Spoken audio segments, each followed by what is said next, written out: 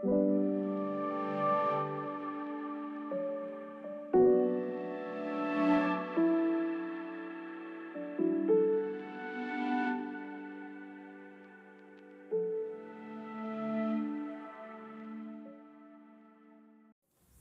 dia para todo mundo. Gostoso estar aqui hoje, mais uma vez. Todo sábado é dia de festa aqui, no Campolim. A gente se une para festejar uns aos outros e para festejar também o nome de Deus e louvar o nome de Deus. Bom, quero convidar você para a gente abrir a Bíblia em Números, no livro de Números, capítulo 11. E a nossa meditação vem daí. Números capítulo 11. A gente vai ler do verso 4 em diante. Então, antes de ler, só começar a contextualizar. O povo de Israel tinha saído do Egito, Moisés tinha ido lá para tirar. Depois de todo aquele embate com o faraó deixou o povo sair. E Moisés saiu guiando o povo pelo meio do deserto. E num momento daquela trajetória, aconteceu essa coisa que vai contar aqui para nós. Verso 4 em diante. E o populacho que estava no meio deles veio a ter grande desejo das comidas dos egípcios. Pelo que os filhos de Israel tornaram a chorar e também disseram: quem nos dará carne a comer?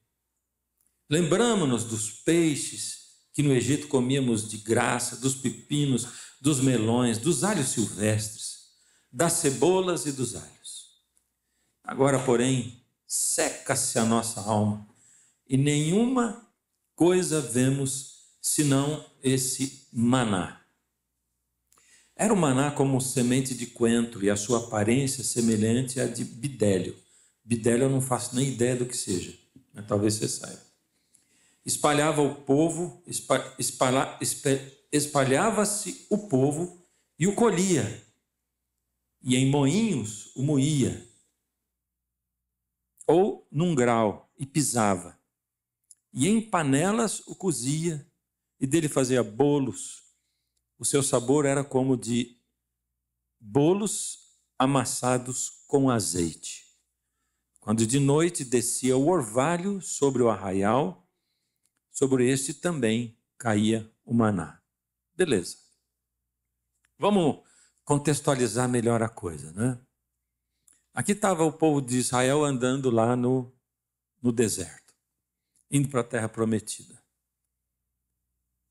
Quando eu penso na saída do povo de lá do Egito, sempre me vem na minha mente a imagem que aquele filme, a animação, né, do Rei do Egito, fez do povo saindo de dentro do Egito, e é muito, muito impactante aquilo, né? É meio que eu imaginava mesmo, né? As pessoas, depois de 400 anos escravizadas, sendo livres agora. Vocês são livres, vão, né? Depois de muito, muito, muito embate, muita luta. E eles saem. À medida que eles vão saindo, a alegria começa a tomar conta. Estamos livres mesmo, não tem ninguém atirando em nós com flechas, ninguém correndo atrás de nós, ninguém nos perseguindo. A gente está livre. E eles vão saindo, eles começam a se alegrar e começam a cantar, estão livres. Livres para ir para o deserto. É interessante, não é? A liberdade, muitas vezes, mostra para a gente um cenário que aparentemente pode até não ser tão atrativo algumas vezes. E às vezes a gente pode até ter medo da liberdade, né? É incrível para mim, muito marcante, que na Bíblia Deus é o Deus da liberdade. Ele é o Deus da liberdade. A gente é tão livre com Deus, mas tão livre, que o ser humano foi capaz de escolher não seguir, não servir Deus. Deixou livre. A gente é tão livre que Deus veio a esse mundo E as pessoas puderam cuspir na cara dele e puderam pendurar na cruz. Esse é o tamanho da liberdade que Deus dá para a gente. E aquele povo estava livre, entrando para o deserto. E a primeira coisa, se a gente não soubesse da história, é perguntar assim, poxa, mas livres agora como é que eles vão sobreviver no deserto, né? Porque vão comer o quê? Mesmo que eles tivessem levado animais, os animais precisariam comer, né? Para eles comerem os animais. Mas não tem como criar rebanho no deserto. O que eles vão beber? Mas Deus, ele já tinha feito uma provisão para aquilo ali. Deus sempre, ele pensa numa provisão. E ele fez a provisão. E a provisão era o quê? Deus trazia a água para aquele povo quando eles precisavam, nem que fosse de uma rocha e a água jorrava da rocha. Então eles não passaram sede. E para garantir não só a comida deles, né? Deus mandava o maná todos os dias. Que é isso, quando caía o orvalho da noite, da madrugada, descia também essa coisa meio esbranquiçada que eles iam lá e colhiam e amassavam e faziam aí, né? Amassavam, faziam cozido, faziam de diversas formas possíveis o maná, né? E quando eu leio sobre isso, a primeira coisa que eu penso assim, puxa, era um milagre por dia. Tinha mais, tinha também a nuvem que ia por cima do povo, impedindo que o sol torrasse aquele povo no meio do deserto. Então, eles tinham a provisão de Deus, era um milagre por dia, né? E eu começo a pensar, puxa, será que se eu vivesse ali naquele momento, o que seria o meu sentimento, né? Imagina, eu tenho, todos os dias começa a cair uma coisa que me alimenta. Eu não passo sede, o sol não me queima porque tem uma nuvem me acompanhando. Um milagre por dia. E aí eu chego à conclusão de que milagres não fomentam fé. Essa é a primeira coisa. Porque se milagres... Você já pensou alguma vez? Não, se Deus fizesse um milagre na minha vida assim, assim, assim, eu creria em Deus. Mas milagre não fomenta a fé. Porque se fomentasse fé... Esse povo aqui teria sido o povo de maior fé da história do universo, porque eles viam milagres diários. E eu tenho certeza que se você chegar em casa hoje, sentar, pegar um caderninho e começar a pensar lá de trás, você vai pontuar momentos em que Deus fez milagres na sua vida. É que a gente sofre de amnésia, né? E nós somos movidos a milagres. Por isso que Jesus, no momento, disse para um centurião que veio falar com eles assim, poxa, mas se vocês não virem milagres, vocês não vão acreditar, então, né? A gente sempre precisa de um novo milagre, né? Sempre uma coisa nova. E esse texto, esse início, ele me remete a um momento onde Jesus fala assim, buscai primeiro, sabem falar? Falam comigo? Vai. Buscai primeiro e... Aí, ó. Aí é que vem a coisa, né? Jesus estava falando do que antes? Jesus estava falando assim, ó, não fiquem ansiosos pelo que vocês vão de comer, beber ou vestir, e nem aonde vocês vão morar, o que vai cobrir a tua cabeça. E aí ele começa a explicar como é que Deus faz a provisão quando a gente entrega a vida na mão dele. Ele provê. E aí ele diz assim, mas busque em primeiro lugar o reino de Deus, a sua justiça, entrega na mão dele. E todas estas coisas serão acrescentadas. Estas coisas quais? O que ele tinha falado. A comida, aonde você vai, o que vai cobrir a tua cabeça, a roupa e a água. É isso. O básico. Deus diz assim, eu garanto o básico. Entrega a vida para mim, te garanto o básico. Tá bom para nós o básico? O que você acha? Tá bom? De bom tamanho? Aí está o problema, né? E Deus passa o tempo todo na palavra dele, tentando mostrar para a gente que o básico é suficiente. Jesus vem e ele sabe assim, tem uma frase naquela música ali, como é que é? O que ele é. Como é que é essa frase aí? O que ele oferece, ele é. O que Jesus oferece, ele é. O que Deus propõe para nós, ele é. Simplesmente isso. Jesus veio e ele foi o básico, ele viveu o básico, ele viveu com o básico, né? E ensinou as pessoas. E ele disse, olha, entrega, você vai ter o básico. E o básico é suficiente. Mas como é difícil para a gente entender isso, não é verdade?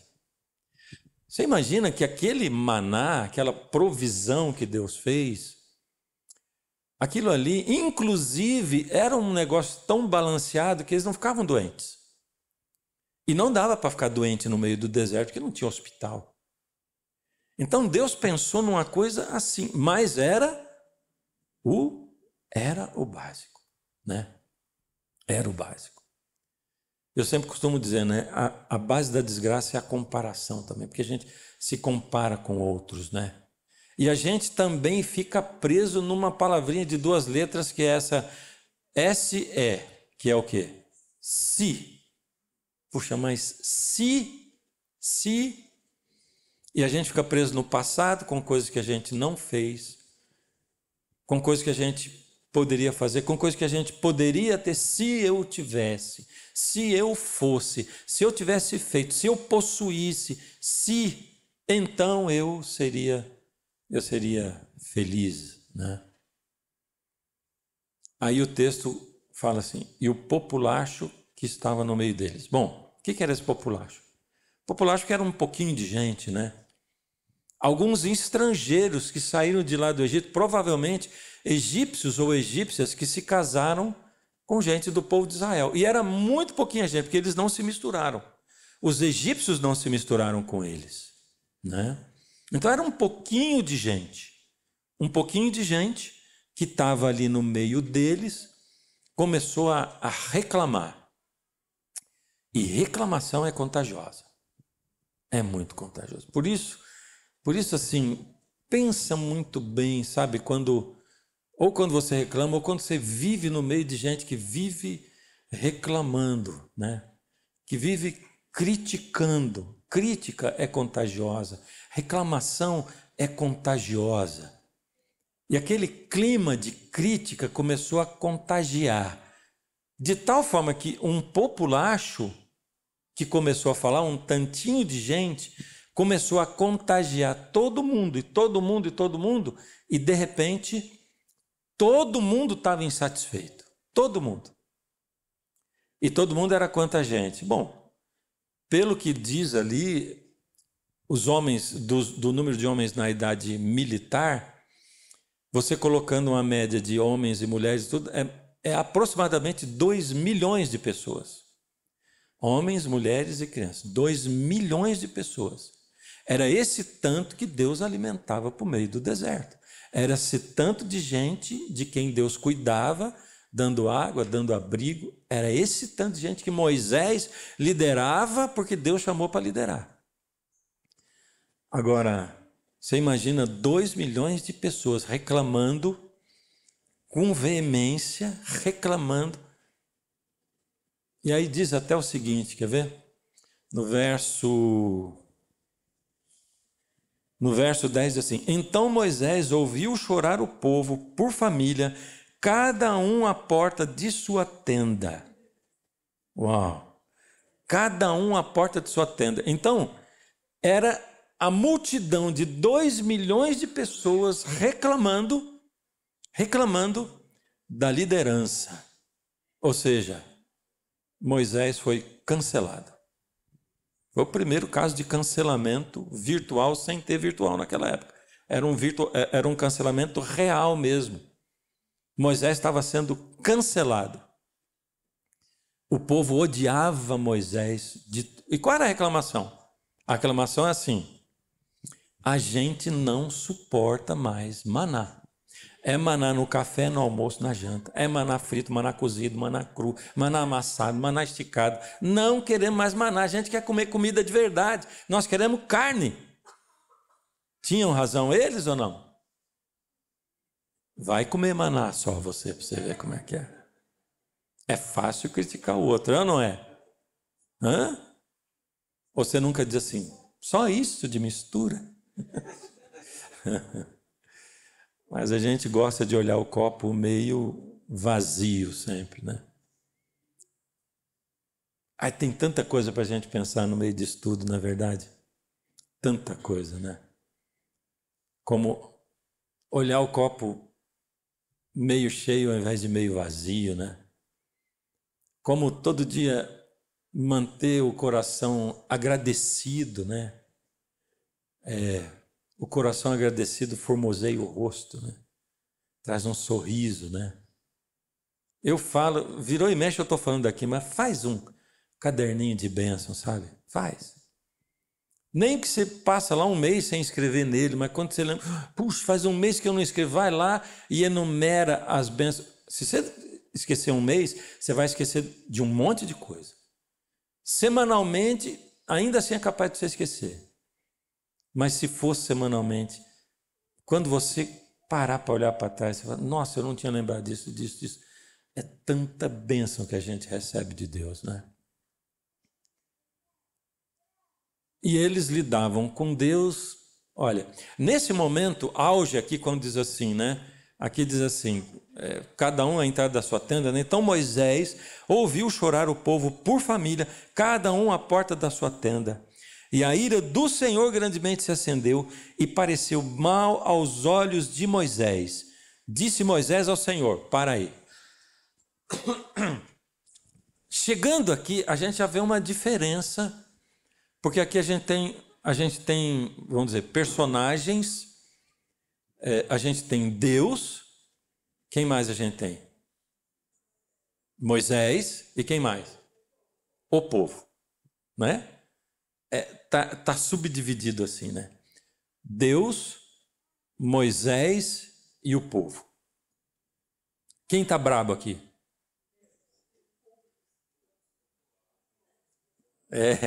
Tá todo mundo brabo aqui. Nesse momento, Deus está bravo, Moisés está bravo e o povo está bravo. O povo está bravo com Moisés porque Deus não atendeu, né?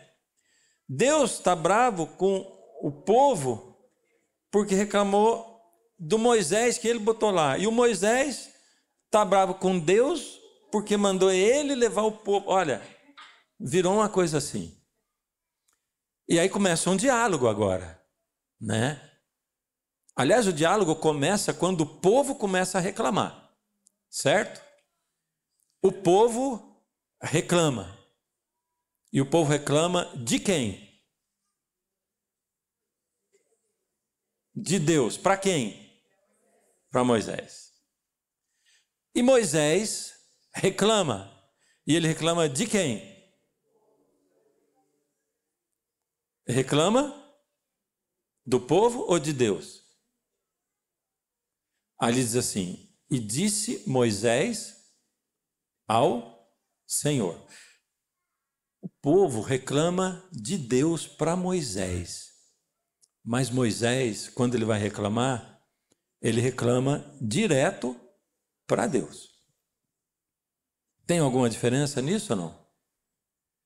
Isso faz toda a diferença. Primeiro, porque Moisés não está falando nas costas de Deus. Mas o povo está. Né? O povo está falando pelas costas. Porque o povo está reclamando de Deus, mas está reclamando para Moisés. Você gosta que alguém fale mal de você pelas costas? Ninguém gosta, né? Ninguém gosta. É porque não é leal, não é sincero, né? Uns anos atrás aí, eu morava num lugar e aí tinha umas pessoas com quem eu convivia, né, que representavam a liderança de um pessoal assim, de uma comunidade. E um dos líderes, ele ele judiava de mim, porque ele dizia que não gostava de mim e dizia na cara: eu não gosto de você, ele falava. E eu respeitava aquele camarada. Eu não gostava do que ele falava e nem me alegrava, mas eu respeitava, porque ele era sincero e ele falava para mim. E um dia ele foi embora e veio um outro no lugar dele. Esse me amava e me abraçava com um punhal nas mãos aqui, ó. Sabe como é que é? Esse não era leal. Na verdade, provavelmente nenhum nem outro gostava de mim, mas um era sincero, um era leal, era verdadeiro. E não é só para você e para mim que isso faz a diferença. Isso faz a diferença para todo ser humano e inclusive para Deus. Porque quando a gente fala mal da outra pessoa, no mínimo, além de trair, nós não estamos dando a oportunidade de o outro melhorar. Porque quando o outro dizia: eu não gosto de você, por quê? Por isso, isso, isso. E eu ficava pensando: isso aqui ele tem razão, e aquilo ele tem razão. E me dava a oportunidade de melhorar. Mas quando fala de você, você não está sabendo. Você não vai melhorar nunca. É desleal. É desumano. Não é verdade? Falar do outro é traição. E aí a gente vê Deus falando, Moisés falando com Deus, e o povo falando de Deus para Moisés. Moisés vai falar com Deus reclamando de Deus. Nós vamos ler daqui a pouco o que Moisés fala. Por isso que eu digo, o povo reclamou de Deus para Moisés. Moisés reclamou de Deus para Deus. Ele falou com Deus aquilo que ele tinha. E o outro motivo por que é importante você falar para a pessoa é que você não ignora a pessoa. E a pior coisa do mundo é ser ignorado. Entende? Sabe quando vocês estão numa DR e a mulher diz assim: você está prestando atenção no que eu estou falando? Tua mulher fala isso? A minha não, porque eu presto atenção sempre. Você está ouvindo o que eu estou falando? Está prestando atenção? Eu me lembrei de uma cena, né? Estava caminhando no parque uma vez, eu e ela, caminhando no parque e tal. E a gente caminhando um pouco mais rápido que o casal que ia à frente. E eu reparando no casal, assim, porque ela gesticulava muito para falar, ele só caminhava, e ela gesticulava muito e tal, né? E a gente percebia que levou, acho que uns 10 minutos de aproximação, enquanto eu andava e chegando perto, e ela andava gesticulando, e ele do lado, e ouvindo, e eu digo: poxa, camarada, beleza, né? Quando chegou pertinho, assim que eu olhei, ele estava com 2 fones de ouvido. Eu não sei como é que ela, não sei se ela não percebeu, né? Mas como é que você conversa com alguém que está com 2 fones de ouvido? Não é verdade? Não era muita paciência. Provavelmente não estava ouvindo nada do que ela estava falando, né? E agora, Moisés tratou Deus como se Deus existisse. E Deus existe. E aqui está o grande problema, sabe? Eu acho que a gente chegou no cerne da coisa. Porque o grande problema é que a maioria das vezes a gente não trata Deus como se Ele existisse. A gente trata Deus como se Ele não existisse, sabe? A maneira como a gente age com Ele o dia inteiro, né, na vida da gente, a gente tem uma tendência muito, muito grande de quanto mais feliz, mais esquecer dele, né? E a maneira como a gente fala com Deus. Você já viu? A gente vê muito, né? Que a pessoa começa a se aproximar de igreja, assim, de uma comunidade igual a nossa, e ela começa a conviver 1 mês, 2 meses, 3 meses, não está acostumada com aquilo e tal, mas ela vem nos nossos PGs, né? Que uma delícia, né? Essa semana voltaram a se reunir, aí fotografia daqui para lá, o povo conversando, comendo junto, se alegrando, bom demais, né? E aí, num momento, depois de 3, 4 meses, assim: hoje quem vai fazer a oração inicial é a fulana. E ela diz: não, eu não, meu Deus, não. Eu não sei orar ainda, não aprendi a orar como vocês oram. Mas você não ora em casa? Oro. Mas como é que você ora? Eu oro lá do meu jeito, né? Em geral, eu costumo dizer assim: Então, não aprenda a orar do jeito que a gente ora, por favor. Em que sentido? É porque a gente reza, né? Eu estou falando de reza, é maravilhoso rezar, não estou criticando quem reza. Eu estou criticando quem reza e quem ora do jeito que eu vou falar aqui agora. Que é quando você faz blá, blá, blá, blá, blá, blá, blá, blá, blá, e não presta atenção no que você está falando. Você entendeu como é que é? A gente é capaz de orar uma oração inteira e não prestar atenção no que falou. Publicamente, sozinho, em casa, você é capaz de acordar, vou bater o meu cartão com Deus. Plim! Aí você ora, Deus, obrigado pela boa noite. Tal. Você já dormiu a noite anterior assim. Obrigado pelo dia, perdoa os meus pecados, dá uma boa noite e, em nome de Jesus, amém. Aí você acorda no outro dia e você ora a mesma oração. Obrigado pelo dia, perdoa os meus pecados. Mas você pecou o que durante aquela noite quando você estava dormindo? Fala para mim, não faz nem sentido você falar perdoa os meus pecados naquele momento. Lógico, né? A minha situação, tudo. Mas a gente tem que prestar atenção no que fala, né? Então, geralmente a pessoa que diz não aprendi a orar é porque ela não decorou. A gente faz orações e a gente não reza, mas reza. Então a gente tem um monte de frases que a gente pega. Já ouviu alguém orar assim? Amado Deus que habita nas alturas do céu. Já viu? Essa é uma frase clichê. A gente diz assim: muito obrigado por esse dia. Já ouviu alguém falar isso? Dá-nos uma boa noite, né? Antigamente a gente orava: perdoa aqueles que não vieram à igreja por motivo justo. Coitado daquele do motivo injusto, né? São frases que a gente pega e compila os clichês e a gente monta e naquela hora a gente pega, vou pegar essa. E a gente fala com Deus, mas não fala, né? Aí Deus está dizendo: puxa, olha para mim, conversa comigo, abre o coração, fala para mim do teu problema, fala para mim o que você pensa de mim, como é que está a nossa relação hoje, vamos discutir. É quando ele diz assim, vinde e arrazoemos, é isso. Vamos trocar uma ideia, vamos falar, abre o coração, me diz o que você está pensando, o que você está sentindo. Mas é que pode ser que o que você está sentindo não é tão falável assim, né? Mas vou dizer para Deus que eu estou sentindo? Não dá. Como é que eu vou falar isso para Deus? O que eu estou sentindo? Você imagina assim aquele dia que foi o pior dia da sua vida, né? Você pediu para Deus um mês por aquele dia, porque ia acontecer uma coisa muito importante. Você já foi antes e pedindo e falando: Deus, eu tenho 3 reuniões, as 3 são importantes, vão mudar minha vida. E chegou naquele dia, a primeira deu errado, a segunda deu pior e a terceira acabou com a tua vida.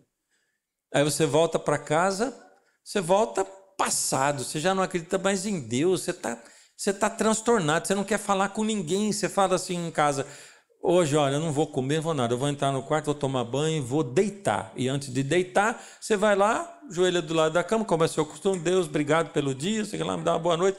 Mentira! Está mentindo para Deus, a não ser que você cultivou um coração agradecido em qualquer situação. Pode não ser mentira, mas em geral, a gente não diz para Deus o que está pensando. Quem sabe nesse dia a tua oração deveria ser assim: Deus, eu não sei nem porque que eu estou aqui ajoelhado, porque eu não devia nem me ajoelhar, porque nesse momento eu não acredito no Senhor e eu vou dizer assim para o Senhor: eu odeio o Senhor. Porque eu estou pedindo faz um mês, de 3, não podia uma ter dado certo. Mas não, olha o que o Senhor faz comigo. O Senhor me abandonou, o Senhor me largou, Deus. Eu não creio mais no Senhor, eu não acredito, porque se o Senhor não anda comigo, eu ando sozinho. Para que andar para o Senhor? Eu ando sozinho, sem ter que ficar falando com o Senhor. Se o Senhor vai continuar me tratando assim, faz um negócio, já me mata de uma vez. Em nome de Jesus, amém. Né? Se sentiria bem fazendo uma oração dessa? Você? Olha aqui.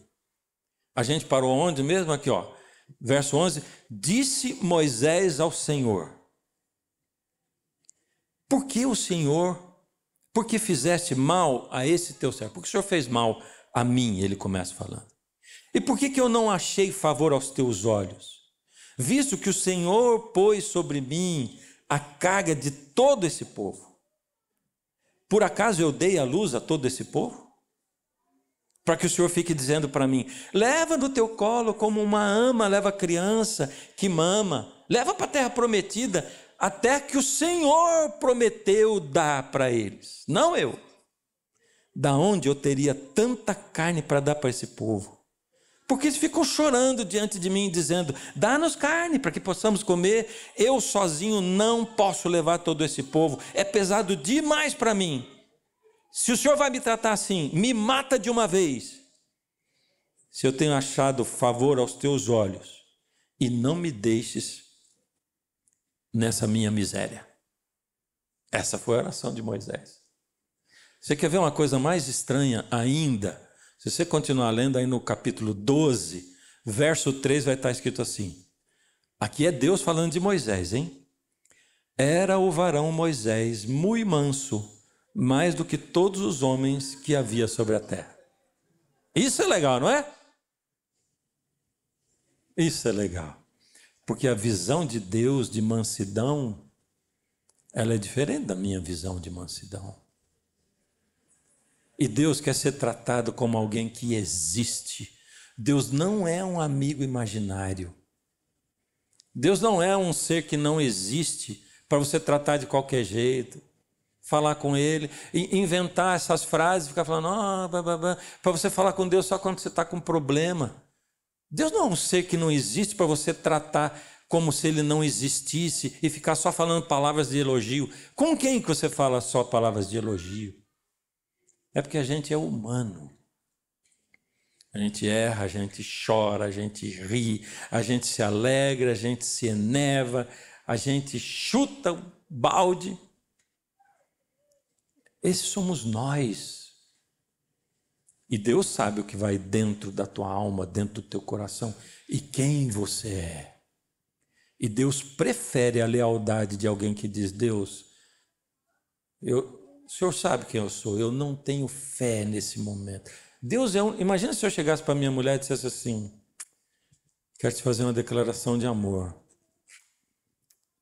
Faz tantos anos que nós estamos casados, eu vou relatar, 40. Faz 40 anos que a gente está casado, vai fazer em setembro, né? Mas eu não te amo ainda, viu?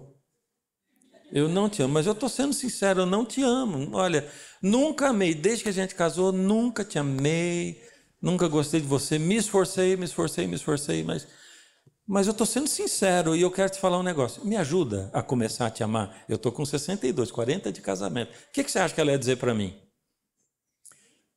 Ela acabou de fazer assim. Deu para entender, né? Agora, Deus é o único que aceita isso. Você pode dizer para ele, Deus, eu não consigo te amar. Eu não consigo ter fé suficiente para acreditar que o Senhor existe, Deus. Mas eu tenho tentado andar do teu lado, mas me ajuda a te amar, a acreditar. E sabe, ele diz na Bíblia assim, eu sou aquele que opera em você tanto o querer quanto o fazer.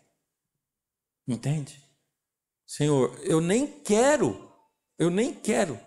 Você não precisa nem dizer que eu não te amo. Senhor, eu não te amo, mas eu vou revelar uma outra coisa, eu também não quero te amar. Eu não creio, mas eu também não quero. Aí diz assim, então diga assim, eu não amo, eu não quero. O Senhor pode me ajudar a querer? O único ser no universo que aceita esse tipo de coisa e encara como uma declaração de amor. Ele encara como uma declaração de amor. Mas por misericórdia, trata Deus como um ser que existe de fato. E eu me lembrei de uma moça com quem eu conversei hoje. A história que ela me contou. E ela diz assim, pastor, você falando aí, eu me lembrei, porque ela estava no primeiro culto, né? E eu me lembrei de quando eu era pequena, porque eu deitava na minha cama e eu tinha o meu travesseiro, mas eu tinha o travesseiro de Jesus também. E toda noite quando eu deitava, eu falava assim, pode vir deitar, Jesus, pode vir deitar. E aí eu imaginava ele deitando no meu travesseiro, e aí diz assim, pastor, você não acredita que teve uma noite, que no meio da noite eu acordei e olhei o travesseiro, e o travesseiro estava afundadinho assim, ó. E eu abri o olho, olhei para aquilo e falei, ele veio mesmo. Ele veio mesmo. É assim, gente. Sabe? Esse que anda com você, que vai com você, que fica com você, que chora com você, que se alegra com você. E a gente pode ir assim, caminhando por meio da rua. Hoje você pode falar em voz com ele quando você estiver no supermercado, por exemplo. Entende? Porque tem gente que fala no celular, no viva voz assim, não fala? Você está no supermercado, ouve a pessoa falando, você acha que é com você, né? Ah, porque não sei o que lá, você olha, você está falando no celular, viva voz, está falando com alguém lá, né? Ou com um fone de ouvido. Se você falar em voz alta, vai achar que você está falando no viva voz. E é mesmo. E você pode falar. Está falando no viva voz com Deus, entendeu? Mas trata Deus como sendo de verdade. E sabe, a gente está há 3 sábados, 3 finais de semana, a gente está aqui num momento em que a gente decidiu parar de orar só por nós, pelas nossas... Porque a gente é egoísta para orar, tem isso aí também, né? Como nós somos egoístas. A nossa oração, em geral, ela não vai nem para o bairro. Ela fica só dentro da casa mesmo, da família, entendeu? Fica eu, minha mulher, meus filhos, meu pai, minha mãe, a família, né? Não consegue passar nem para o bairro. Quanto mais pela cidade. Quem ora pela cidade? Quem ora pelo Estado? Quem ora pelo Brasil? Quem ora pelo mundo? Né? Em geral a gente ora. Por isso, a gente não, vamos parar esse momento de orar por nós somente. Vamos lançar o olhar para fora. E vamos dizer assim, Deus, nós queremos orar por alguém que a gente não sabe quem que é, mas que o Senhor vai botar aqui na minha cabeça. 1, 2, 5 pessoas, não interessa. O Senhor vai colocar. E naquele momento Deus começou a botar na cabeça, na mente nossa aqui, nomes de pessoas, entre as quais você estava. E a gente começou a orar por vocês. Essas 2 semanas, na minha casa, eu orava assim, Senhor, o Senhor está trazendo à mente daquele povo lá da igreja, gente querida deles. O Senhor vai fazer com que eles se encontrem com pessoas que no meio do caminho eles vão dizer, olha, orei por você. Essa semana eu tive o prazer de sentar na cadeira do barbeiro e dizer para ele, ó, aconteceu assim, assim, assim, na quinta-feira que era o dia, né? E eu orei por você. E ele deu uma travadinha, o olho dele lacrimejou. E o meu também. Porque Deus colocou ele na minha cabeça. E aí você pode dizer, eu orei por você. Eu estou orando por você. Isso tem um significado muito especial, sabe? Porque a gente pode falar com Deus sobre a gente. A gente deve falar com Deus e trocar ideia com Ele o tempo todo. Mas eu não preciso falar só sobre mim. Eu posso falar sobre os outros. Sobre a pessoa... Ó, vou dizer uma coisa estranha, né? Mas olha, toda vez que eu entro num banheiro público, a gente morava em São Paulo e a gente ia fazer exercício lá no Ibirapuera, né? Eu faço exercício sim, tá bom? Caminhada. Aliás, eu disse para a Maricel, nós temos que parar de fazer exercício aqui, caminhada, porque é mau testemunho para esse povo. Eles vão dizer, tá vendo? Não adianta nada caminhar, ele tá gordinho ainda, né? Mas aí, no Ibirapuera, e cada vez que eu precisava ir ao banheiro no Ibirapuera, mas era tão imundo, que quando eu entrava lá, eu pensava em quem limpa aquilo ali, sabe? Então, toda vez que eu entrava lá, eu orava por quem limpa aquele banheiro. Toda vez. Senhor, que triste ter um trabalho desse. Cuida dessa pessoa, põe alegria no coração, motiva, né? Para ela ter um propósito maior do que isso aqui. E algumas vezes, quando a pessoa estava lá que limpava, eu dizia assim, orei por você, viu? Por mim? É, por você, não sei teu nome. Qual é o teu nome? Orei por você, porque esse trabalho aqui não é fácil. E eu espero que Deus ande com você o tempo todo. E algumas vezes tive a oportunidade de chamar para orar na hora ali. Quero orar com você. Já fez isso? Faz toda a diferença, gente. Para o outro e para a gente. Porque a vida não é fácil, né? Mas ela é boa. Mas não é fácil. Porque a gente comemora quando alguém chega nessa vida e a gente se entristece quando alguém sai. E a vida só faz sentido se tiver eternidade. E o durante é complicado. A gente precisa muito de Deus e uns dos outros.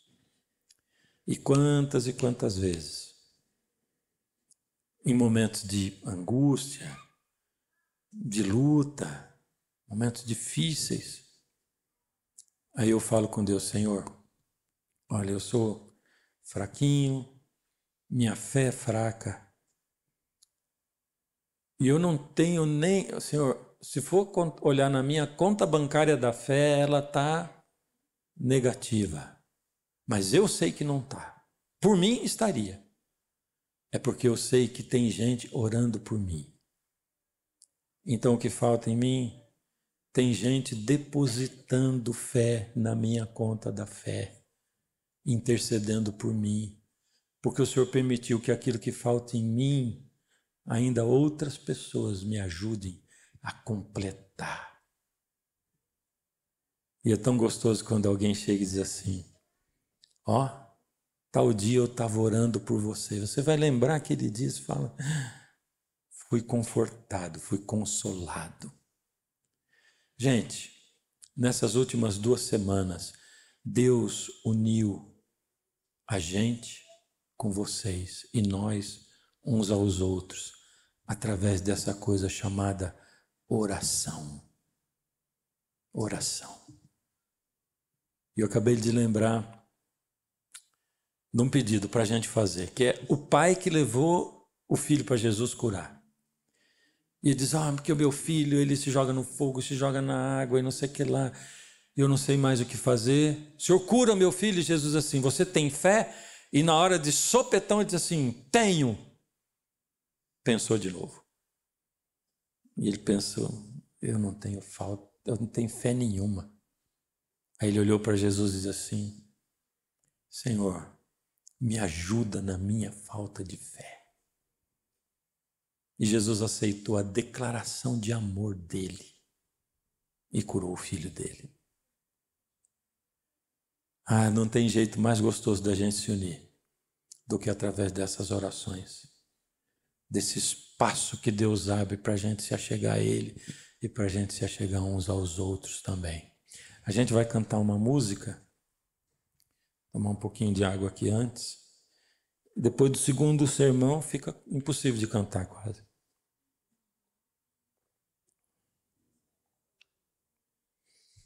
Mas essa música, a inspiração para ela veio desses momentos que eu falei para você, da minha conta negativa, e tantas vezes que eu falo para Deus, Deus, a minha conta está negativa, eu sei, mas tem gente orando por mim, tem gente orando por mim.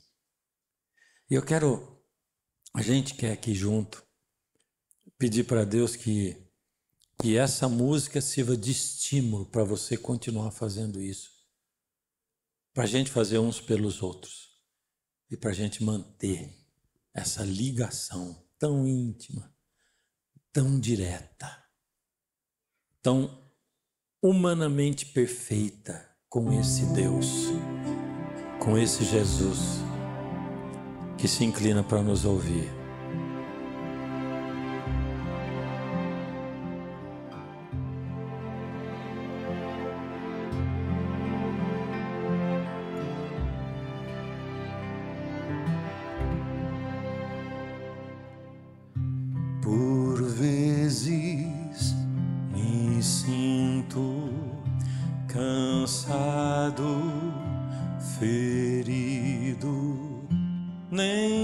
sei por que eu não caí.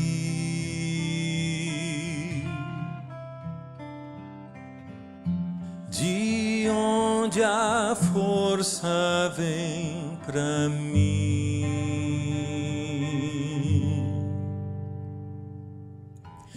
Joelhos dobrados sustentam meus braços quando eu nem posso mais lutar.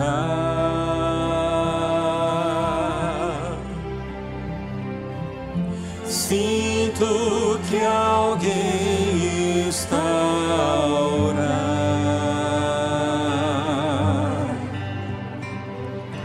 Deus, tua mão me sustém. Sinto anjos aqui, não sei onde nem quem estão orando por mim.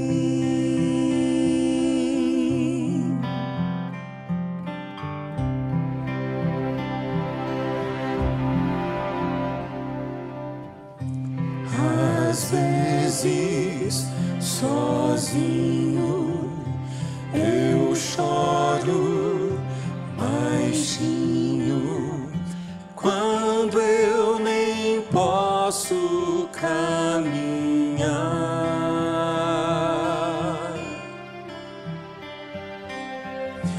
Mas de repente estou a andar.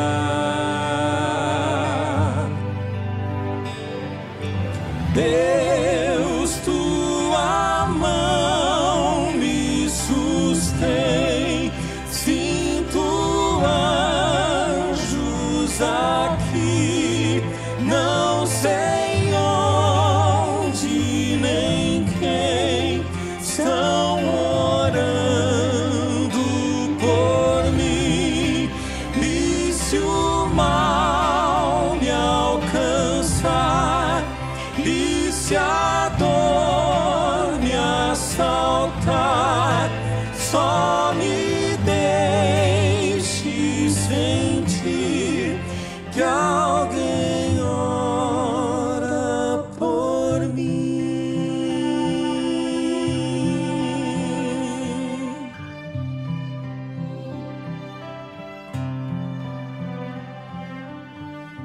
Senhor, obrigado porque além da gente viver a nossa vida, além de a gente tentar lutar e construir a nossa própria fé, ainda a gente pode, Pai, ajudar outros, participar com outros, interceder por outros. Intercessor é o papel de Cristo, Ele é um intercessor. Mas Ele compartilha com a gente. Podemos interceder uns pelos outros, demonstrar o nosso amor desse jeito também. Obrigado, Senhor, porque o seu amor é que nos une, é que nos motiva. Obrigado porque a sua graça nos consola, nos conforta, ilumina o nosso caminho. Que a gente seja luz um para o outro, que iluminemos o caminho dos outros, à medida que o Senhor ilumina o nosso caminho também. Obrigado, Senhor, pela amizade sua conosco, pelo canal aberto que o Senhor faz conosco. Obrigado, Senhor, pela amizade que nós temos de outras pessoas e desse amor que cresce no nosso coração à medida em que a gente convive uns com os outros.